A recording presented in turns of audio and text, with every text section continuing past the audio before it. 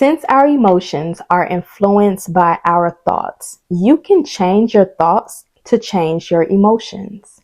Our imagination can make us feel something which causes our emotions. So the way we perceive things is causing an emotion. But we typically blame things we see with our physical eyes, but instead it's actually what's going on in our mind. Sometimes our mind doesn't know the difference. For example, you can imagine yourself eating a lemon and your body will respond by your mouth watering and quenching from the sourness of the imagination of the taste of the lemon. But the lemon isn't actually there.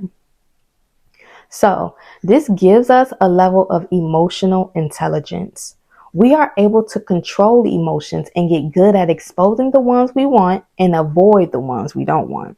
This will help you to cope with what life throws at you and prevent stress, anxiety, and fear, and unlock your ability to live the life you truly desire. Lack of emotional management leads to drama, addictions, and other undesirable life experiences we go through because we are trying to fill ourselves up with things that doesn't serve our highest good to mask the pain. We have to learn to direct our thoughts, to redirect our emotions. Emotions do not just happen without our consent. We decide how we want to react to situations, but we are not built and created to be reactive, but instead responsive. We have to not allow ourselves to be a slave to our emotions. When we are in tough situations, we need to be able to assess the most useful emotion that will be more constructive in each situation. But first, we have to understand the things we can and cannot control. It's important to remember that we cannot control what other people do, but we can control how we react towards them. We can control how we feel and perceive the environment around us. Our perception of what we can control strongly influences what we do and what we feel about situations in our life. Anything within our control gives us a choice on how we respond to the situation. So essentially, you are able to choose your emotions and behaviors, just like you are able to choose how you spend your time, who you socialize with, who you choose to follow online. And just as you are able to choose who you converse with, you can choose your perspective. You have the ability to see things as an opportunity or an obstacle, a learning experience, or something that will hold you back. All of this is in your element of control, which means you choose how to respond to things. But remember, every choice that you make has a consequence. Your emotional mastery is one of the highest forms of self-control, and it teaches you a lot about the type of person that you are. Your mood affects people around you, so it's always best to be someone that people would want to be around. Even in the bad times, we have to choose our emotions. Laugh, enjoy the moment, be appreciative of the people around you that will help you overcome obstacles, but live every moment as if it's your last. Don't go out depressed, sad, or negative. Drive your emotions to create what you want and the experience you want to have. Be grateful, even in the toughest times of your life. When you find yourself experiencing an undesirable emotion such as uncertainty, anxiety, or fear, it can be helpful to identify the thought that is causing the emotion.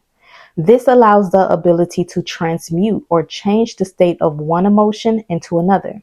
And to do that, first, assess the severity of the emotion. If it is minor or light, consider distracting yourself by thinking about something else or physically doing something else.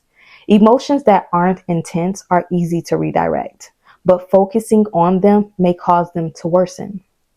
However, if this emotion comes up regularly, it may mean there is something happening deeper within you that we have to get to the root cause of. But overall, for example, if you are feeling lonely or bored, go do something active like go for a walk, exercising, or calling a friend or family member. Sometimes you just need to do something to overcome that feeling. But after you assess the severity of the emotion, identify the emotion. What are you feeling? Can you name it? Where in your body are you feeling that emotion? When identifying your emotions, it's best to say, I am feeling sadness or I am feeling anxious. By doing this, you disassociate yourself from identifying with the uncomfortable emotions. When you say things like, I am angry, you identify yourself as being an angry person, when in reality, you are just feeling anger. It's important to keep in mind that you yourself are not your emotions. If you struggle with identifying your emotions, there will be a chart attached to the course that will help you in identifying where you currently are emotionally. But once you identify what you are feeling, then become aware of your thoughts. What were you thinking about just before you felt the emotion? Is there a clear, obvious link between what you were thinking about and how you're currently feeling? Based on your thoughts, why do you think you're feeling the way you do? Is it because of something you were watching or something you heard? Truly take a moment to examine what was going on in your mind. This will provide some indication on why you are feeling the way you are feeling. Then identify the timeline. Ask yourself, is what you're thinking about happening now? Or are you thinking about the future or the past? And determine if action is necessary. Ask yourself if there's anything I can do right now to change the situation that's bothering me. If not, is there something I can do later? If so, determine exactly what you will do and when, and then give yourself permission to let it go for now. Recognize that thinking about and worrying about it now doesn't help. It only makes you suffer in the present moment. And so if there's nothing that you can do about it ever, ask yourself, what would I have to think or believe about the situation in order to feel content, peaceful, or at ease? At this point, if there is nothing that can be done, your only option to feel better is to change your perspective or focus on something else. But try to consider another perspective. Whether your thoughts are regarding a current experience, a past memory, or a future possibility, it's always worth considering if there is a different way to look at the situation. Ask yourself, how am I perceiving or judging the situation? How does that make me feel? Is there another way I can look at this? When you change the way you look at the situation seems to change. Things that can assist with shifting your perspective is comforting yourself with phrases or words. Things will get better. This too shall pass. All of a sudden, everything will change. This experience is helping to build my character and it's making me stronger.